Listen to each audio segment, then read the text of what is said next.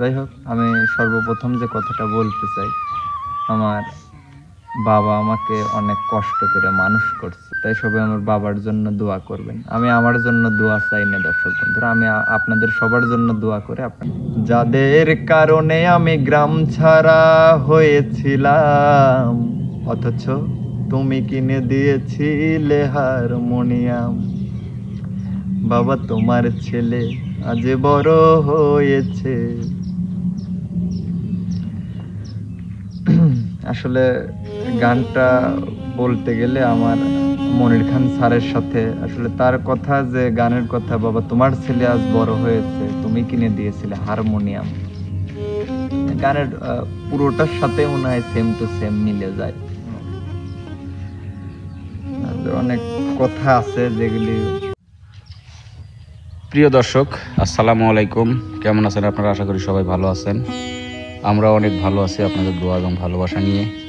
আজকে এমকে টিমের শুটিং স্পটে আমরা চলে আসলাম। আপনাদের পছন্দের প্রিয় মানুষ, আপনাদের বিনোদন দেওয়ার রাজকুমার পেঙ্গুইন রূপে মান্না ভাই, তার কিছু ব্যক্তিগত কথা শোনার জন্য। কারণ ইতিপূর্বে আপনারা শুনেছেন যে সে ইন্টার পরীক্ষা দিল। সে ইন্টার ফার্স্ট ইয়ার পরীক্ষা দিল নাকি ফাইনাল নাকি সেকেন্ড ইয়ার, আপনারা একটু শোনা দরকার। সে কোন কলেজ থেকে পরীক্ষা দিল, কেমন পরীক্ষা দিল, এ বিষয়ে একটু আপনাদের জানা দরকার। কেননা সে অনেক ফাঁকি দিছে মাঝখানে, 1.5 মাসের মতো আমাদেরকে বিনোদন থেকে বঞ্চিত করছে, আপনাদেরকে বিনোদন থেকে বঞ্চিত করছে। তো আমরা তার কাছে শুনবো যে আসলে সে কেমন আছে, তার পরীক্ষা কেমন হয়েছে, বা সে কোন কলেজ থেকে পরীক্ষা দিল, কোন সাবজেক্ট নিয়ে সে পড়াশোনা করলো, ডিটেলস আজকে তার কাছ থেকে শুনবো। প্রিয় দর্শক, শেষ পর্যন্ত অবশ্যই আপনারা আমাদের সঙ্গে থাকবেন এবং জানার চেষ্টা করবেন মনিরের লাইফ হিস্ট্রি সম্বন্ধে। মনির ভাইয়া, কেমন আছেন? এই তো আল্লাহর অশেষ রহমতে, মেহেরবানিতে আছে, আলহামদুলিল্লাহ ভালো আছেন না? তো ভাইয়া, ইতিপূর্বের রেকর্ড অনুযায়ী আমরা জানি যে আপনি ইন্টার পরীক্ষা দিচ্ছেন। তো আপনার কি পরীক্ষা পরিপূর্ণ শেষ হয়েছে নাকি এখনো হয়নি?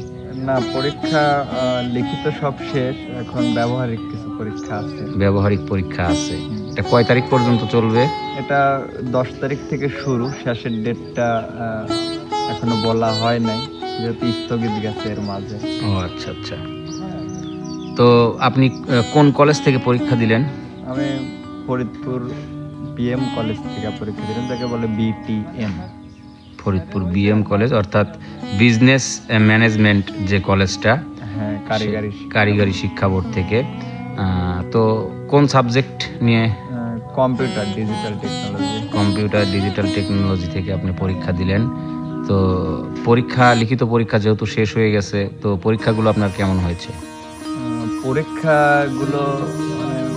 পরীক্ষা সবগুলোই ভালো হয়েছে, তবে একটা পরীক্ষা এতটাই খারাপ হয়েছে যেটাতে আমি কোনো গ্যারান্টি বা শিওর দিতে পারি না। ও আচ্ছা আচ্ছা। তো পরীক্ষাটা খারাপ হওয়ার কারণ কি? মানে আমি অনেক মানসিক চাপ, টেনশন এগুলির মধ্যে থাকা লাগে। চারিদিক সব দিক দিয়ে মিলায় চলতে গেলে একা সম্ভব না। আমার পরিবারে আমি একা বড় সন্তান, আমি বড়, তো সবকিছুই মিলায় চলাচল করার লাগে। রাস্তাঘাটের থেকে শুরু করে পড়াশোনা, এই যে ব্যবসা বাণিজ্য, তার মানে যে গান, সবাই ব্যবসা বাণিজ্য করে ইনকাম করে দোকানপাট থেকে, আমি এই যে গানের জগৎ থেকে ইনকাম করি।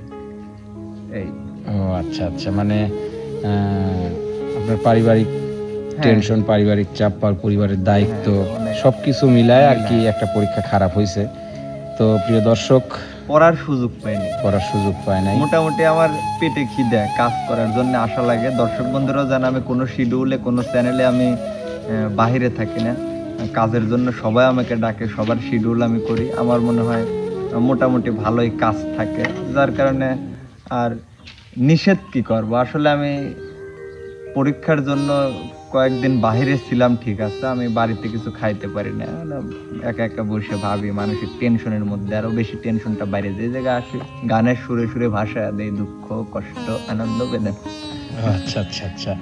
প্রিয় দর্শক মণ্ডলী, একটা মানুষ কতটুকুন চাপ নিতে পারে, একটা মানুষ কতটুকুন প্রেশার নিতে পারে, কতটুকুন দুঃখ কষ্টের মধ্যে থেকেও নিজেকে এভাবে সবসময় হাসি খুশি রাখতে পারে, তা আপনারা মনিরকে দেখলেই বুঝতে পারবেন। কেননা ও কিন্তু ইতিপূর্বে বলে গেছে ও হচ্ছে পরিবারের বড় সন্তান, ওর কয়েকটা ছোট ভাই বোন আছে।